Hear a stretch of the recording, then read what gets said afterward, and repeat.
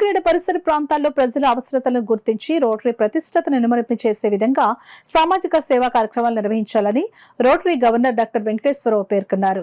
కాకినాడ కల్పన సెంటర్లో గల SMS rotary హాల్లో రోటరీ క్లబ్ ఎలైట్ నూతన కార్యవర్గ ప్రమాణ స్వీకారోత్సవం ఘనంగా జరిగింది. కార్యక్రమానికి rotary club elite president doctor Hanish అధ్యక్షత వహించగా రోటరీ గవర్నర్ డాక్టర్ వెంకటేశ్వరరావు ముఖ్య అతిథిగాను, అసిస్టెంట్ గవర్నర్ టీవీఎస్ఎన్ ప్రసాద్ విశిష్ట అతిథిగా పాల్గొన్నారు.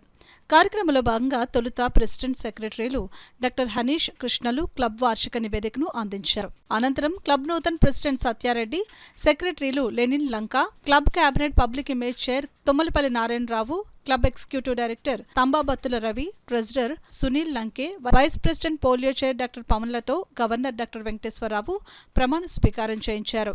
ఈ సందర్భంగా గవర్నర్ డాక్టర్ వెంకటేశ్వరరావు మాట్లాడుతూ ప్రపంచంలో అతిపెద్ద ఎన్జీఓ రోటరీ క్లబ్ అని, ఈ క్లబ్లో సభ్యులుగా ఉండటం ఎంతో గర్వకారణమని అన్నారు. అనంతరం club public image chair Tummalapalli Narayana Rao జన్మదినం సందర్భంగా గవర్నర్ డాక్టర్ వెంకటేశ్వరరావు సమక్షంలో కేక్ కట్ చేయించారు. ఈ సందర్భంగా సభ్యులు తుమ్మలపల్లి నారాయణరావుకు జన్మదిన శుభాకాంక్షలు తెలియజేశారు.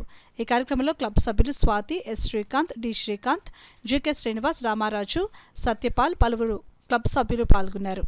ఇప్పుడు ఏదైతే మనకి రోటరీ ఇంటర్నేషనల్ ఎన్జిఓ ప్రపంచంలోనే చాలా ఎన్జిఓస్ ఉన్నాయి. కన్సిస్టెంట్ గా గత 15-17 సంవత్సరాల బట్టి కూడా 4 స్టార్ రేటింగ్ వస్తున్న ఏకైక సంస్థ రోటరీ.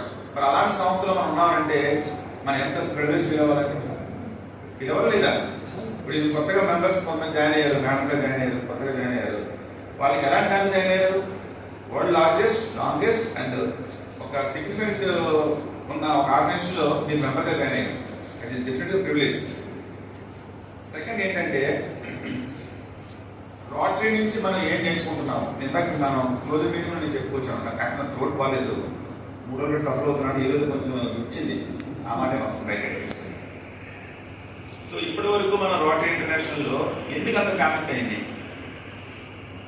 ప్రపంచం అంతా అతలాకుతంగా ఉన్న స్టేజ్ లో, అంటే పోలియో 3,50,000 కేసులు ప్రతి సంవత్సరం కూడా ఉన్న స్టేజ్ లో వరల్డ్ హెల్త్ ఆర్గనైజేషన్ వాళ్ళు, యూనిసెఫ్, రెస్పెక్టివ్ కంట్రీస్, సిడిసి అందరూ కూడా ఇక పోలియోని ఎరాడికేట్ చేయలేము అన్న స్థితిలో రోటరీ ఇంటర్నేషనల్ వాళ్ళు మేము ముందుండి పోలియో ఎరాడికేట్ చేయడానికి మేము బాధ్యత తీసుకున్నారంటే నవ్వారు. తెలుసు మీకు?